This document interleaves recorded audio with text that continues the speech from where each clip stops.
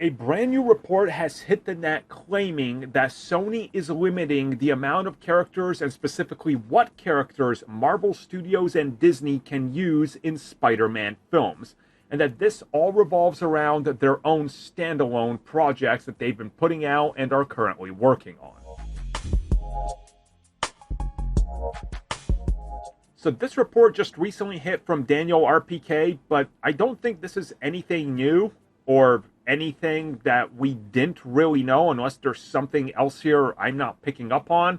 But here's what was stated through and through, and I quote. So Daniel said, and I quote, "Kraven has Rhino, Calypso, and Chameleon.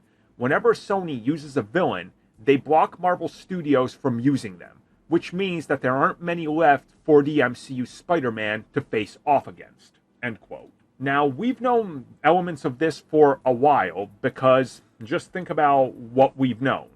Sony owns everything Spider-Man. They are leasing out / in a partnership with Marvel Studios and Disney to use Spider-Man in the MCU.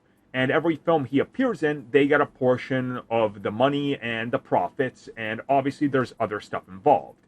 Now, of course, Sony needs to continue to make films of their own. Hence why you got the Venom stuff, right? Hence why you got Kraven coming out. Hence why they're working on El Muerto and Dark Watch, I think that's the character's name, and other characters. Hence why we had Morbius and Madam Web. And we know for a fact that if Sony uses those characters, they are in fact embargoed from use from Marvel Studios and Disney, because this is what they talked about back, if you guys remember, the rounds of interviews that were done right after Spider-Man Homecoming came out, where Kevin Feige and Amy Pascal were talking about the characters that they want to use, and Feige said that they're only going to be focusing on characters that we've never seen before.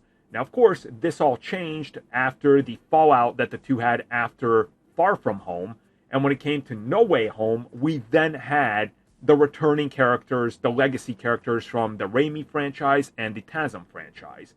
And they didn't introduce anybody new. Now, going into the next set of films, there's obviously characters that Marvel can still use that are Spider-Man villains, which makes me confused at Daniel's statement here, because they still got Scorpion, for example. They can obviously continue to use Kingpin. They used Vulture. They can use Mr. Negative. They got the Hobgoblin, Tombstone, Hammerhead, Alistair Smythe. They can do Prowler, because again, he's only in the animated side. They already had Donald Glover appear as Aaron Davis. Like, they got plenty of characters that they can legitimately use in this. They got Black Cat that nothing has been done with. There's Jackal, Black Tarantula, who am I forgetting here?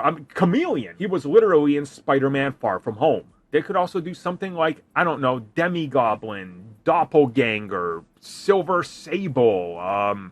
There's so many villains. They could bring back the Tinker, right? There's White Rabbit. I could just sit here for another 5 minutes listing off Spider-Man villains off the top of my head. And let's just be clear about this one. If Sony tried to use the character on their own and they flopped, Marvel Studios will not use them. They're not going to do Morbius because he just suffered a horrific death at the box office. So I guess I can see what the report here is, but it's just something we've always known. That's how it's been handled ever since the partnership was made. Just how Sony tried to adjacent themselves into the MCU, and look at what happened with Vulture and Morbius. It didn't work out for them.